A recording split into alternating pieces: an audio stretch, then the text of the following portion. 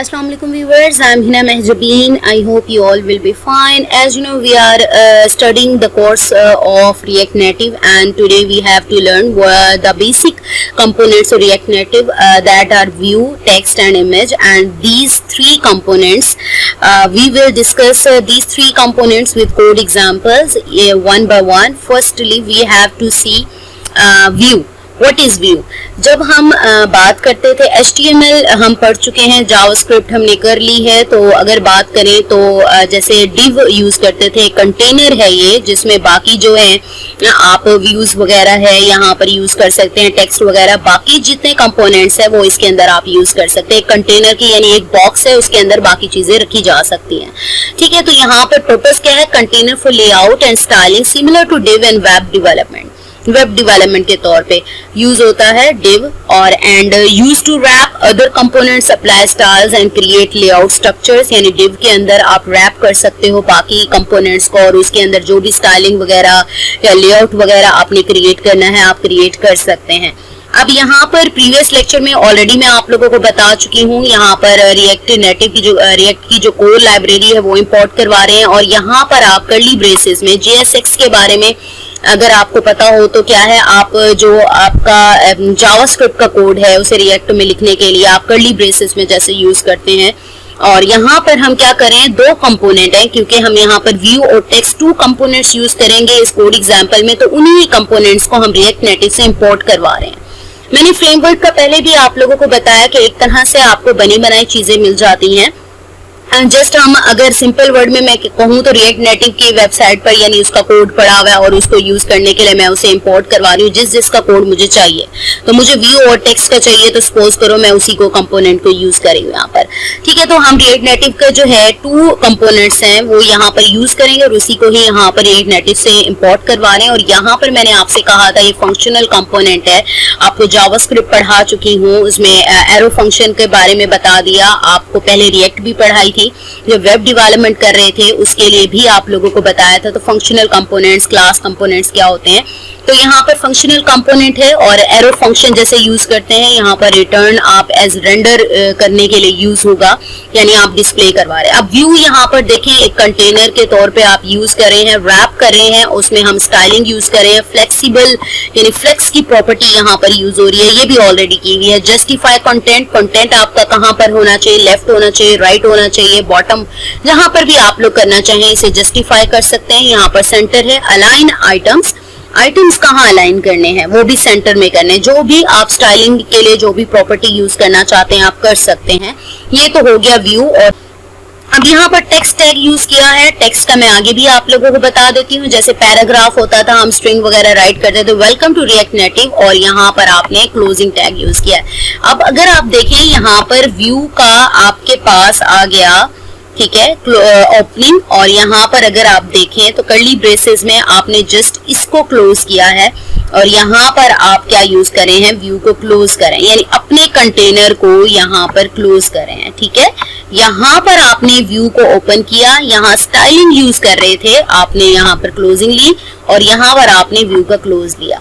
अब यहाँ पर आपने जस्ट क्या करें, यहाँ पर आपको ये बना बनाया कोड भी आप लोगों को मिल जाएगा। जस्ट आपको तब तक आपके काम का नहीं है कोड जब तक आपको समझ नहीं आती कि कोड किस तरह से वर्क करता है या इसका पर्पस क्या है। ये प्रीवियस लेक्चर वाला ही है मेरे पास। यहाँ पर मैं आप लोगों को दिखा देती हूँ, प्रीवियस लेक्चर में ही हमने जो की थी एग्जांपल, जस्ट मैं इसे कंट्रोल ए करी हूँ, कंट्रोल वी और कंट्रोल एस, तो होल्ड रीलोडिंग का जो फीचर है वो अप्लाई होते ही आपको यहाँ पर जो आउटपुट है वो दिखना स्टार्ट हो जाएगी। टेक्स्ट राइट किया, वेलकम टू रिएक्ट नेटिव, अगर आप जो भी टेक्स्ट यूज करना चाहते हैं आप कर सकते हैं। here I am using क्योंकि टेक्स्ट यूज करना है, और यहाँ पर I am using ठीक है, यूजिंग व्यू कंपोनेंट, ठीक है, व्यू कंपोनेंट, या फिर I am using नहीं, I am studying, ठीक है, जो भी जस्ट मैं आप लोगों को दिखाना चाहिए स्टडिंग। और यहाँ पर फ्लेक्स प्रॉपर्टी यानी वन टाइम फ्लेक्सिबिलिटी है। जस्टिफाई सेंटर, अगर लेफ्ट राइट करना चाहो तो कर सकते हो। सपोज करो मैं लेफ्ट राइट कर देती हूँ और यहाँ पर लाइन आइटम्स को रहने देते हैं हम, ठीक है। जस्टिफाई, अब कंट्रोल एस करते हैं, आप देखें कहाँ पर चलेगा। मैं अगर आप लोगों को दिखाऊं, या I am studying new component, और यहाँ पर अगर मैं चाहूँ तो यहाँ पर जस्ट, ये देख रहे हो टॉप पर, मैं चाहूँ तो यहाँ पर जस्टिफाई, इसको भी अगर मैं करना चाहूँ, अलाइन आइटम को कहाँ करना है, यानी कहाँ चले जाओ, लेफ्ट चले जाओ, राइट चले जाओ, ठीक है। तो इस तरह से ये टेक्स्ट की प्रॉपर्टी वर्क करेगी, आप कुछ भी इसमें कर सकते हैं। अच्छा जी, यहाँ पर आ जाओ। नेक्स्ट हमारा जो कंपोनेंट है वो है टेक्स्ट का। ये टेक्स्ट मैं ऑलरेडी आप लोगों को बता चुकी हूँ कि display text on the screen, और सेम उसी तरह से वही प्रॉपर्टी हमने यूज की है। यहाँ पर जस्ट एक और चीज बताई जा रही है कि टेक्स्ट की जो प्रॉपर्टी है ना, यहाँ पर भी देख लें, 2 कंपोनेंट इंपोर्ट करवाए हैं, क्योंकि व्यू तो जरूर चाहिए होगा, क्योंकि हम लेआउट स्ट्रक्चरिंग या स्टाइलिंग वगैरह के लिए यूज करते हैं, और यहाँ पर हम स्टाइलिंग भी कर रहे हैं। तो यहाँ पर टेक्स्ट उसका स्टाइल प्रॉपर्टी यूज कर रहे हैं। यानी प्रीवियस अगर एग्जाम्पल की बात करूं तो वहां पर हमने टेक्स्ट की इसकी कोई स्टाइलिंग नहीं की थी, राइट, ठीक है। कंटेनर, यहाँ पर हम कंटेनर यूज कर रहे थे, यहाँ पर कंटेनर के अंदर राइट किया है हमने, और यहाँ पर टेक्स्ट आपके पास है, उसको स्टाइल किस तरह से आप कर सकते हैं। तो फॉन्ट साइज आपने 20 कर दिया, कलर आपने ब्लू कर दिया, ठीक है, और उसके अंदर जो है टेक्स्ट, अब देखो यहाँ पर सेम उसी तरह से यहाँ पर प्रॉपर्टी यूज करते हुए उस प्रॉपर्टी का क्लोजिंग टैग एक तरह से आ गया, और उसमें यहाँ पर क्लोजिंग आपके पास एंडिंग टैग आ गया, ठीक है। तो जस्ट इसी को कॉपी पेस्ट कर लें। अगर चाहें तो आप जस्ट यही वाली लाइन कॉपी करें, क्योंकि मैं टेक्स्ट की प्रॉपर्टी, टेक्स्ट जो कंपोनेंट है वो यूज करी हूँ। जस्ट इसको यहीं पर हम कर लेते हैं, यहाँ पर, ठीक है। हमारा जस्ट